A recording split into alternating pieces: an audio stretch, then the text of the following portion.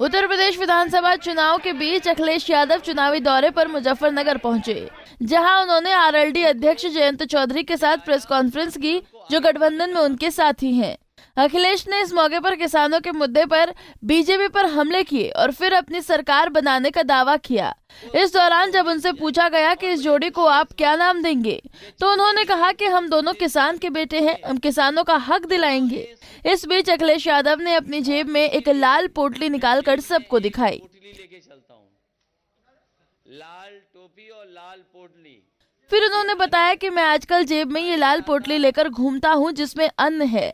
उन्होंने कहा कि अन्नदाता के पक्ष में हम मजबूती से खड़े हैं। साथ ही उन्होंने कहा कि हम दोनों ही किसान के बेटे हैं और किसानों के हक की लड़ाई लड़ रहे हैं और आगे भी लड़ते रहेंगे। उन्होंने किसानों को बीजेपी से आगाह भी किया। और वहीं मैं इस मौके पर याद दिलाना चाहता हूं भारतीय जनता पार्टी को कि कम से कम अब चुनाव आ गया है, अपना संकल्प पत्र तो पढ़ लें। जो जो वादे किए थे, क्या वादे पूरे हुए हैं? उनका हर वादा जुमला निकला, झूठे विज्ञापन दिए, आज भी आंकड़ों की खिलवाड़ कर रहे हैं। और जब भारतीय जनता पार्टी घिर जाती है तो बुनियादी मुद्दों से हट करके काम करती है। मुझे उम्मीद है कि इस क्षेत्र में हमेशा गंगा जमुनी तहजीब, भाईचारा और आपस में मिलकर के नकारात्मक सोच को हमेशा नकारा है। इस चुनाव में भी नकारात्मक सोच को नकारने का काम करेंगे और मुझे उम्मीद है कि इस बार ऐतिहासिक जीत होने जा रही है। आरएलडी और समाजवादी पार्टी मिलकर के उत्तर प्रदेश से भारतीय जनता पार्टी का सफाया करेंगे। लेकिन जब अखिलेश यादव से मुस्लिम प्रत्याशियों के बारे में पूछा गया कि इतने कम मुस्लिम उम्मीदवार क्यों उतारे गए हैं, तो इसके जवाब में उन्होंने कहा कि हम गंगा जमुनी तहजीब को बढ़ाने का काम कर रहे हैं। एएसपी और आरएलडी मिलकर किसानों के लिए संघर्ष करते रहेंगे। तो वहीं उन्होंने बीजेपी पर निशाना साधते हुए कहा कि बीजेपी अभी भी पुराने मुद्दे को ही उठा रही है।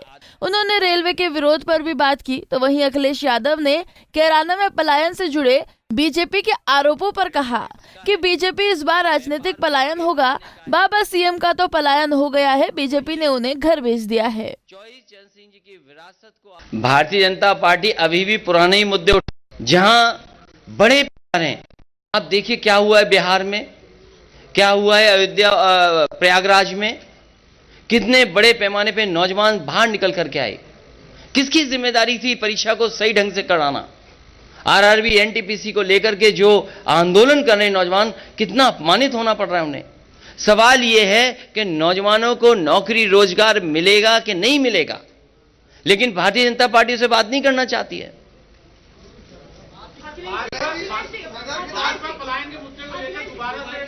इस बार भारतीय जनता पार्टी का राजनीतिक पलायन होगा। और आपने देखा नहीं हमारे बाबा मुख्यमंत्री का कैसा पलायन हुआ है। वो पहले अयोध्या से टिकट मांग रहे थे, मथुरा से टिकट मांग रहे थे, प्रयागराज से टिकट मांग रहे थे। भारतीय जनता पार्टी ने ऐसा उनका पॉलिटिकल पलायन किया है कि उन्हें घर भेज दिया वापस। अब आने वाले दिनों में देखना होगा कि जब चुनाव होंगे तो इसका फायदा दोनों ही पार्टियों को कितना होता है। बता दें कि दोनों ही पार्टी मिलकर इस बार यूपी का विधानसभा चुनाव लड़ रही हैं। Bureau report, Punjab Kesari TV.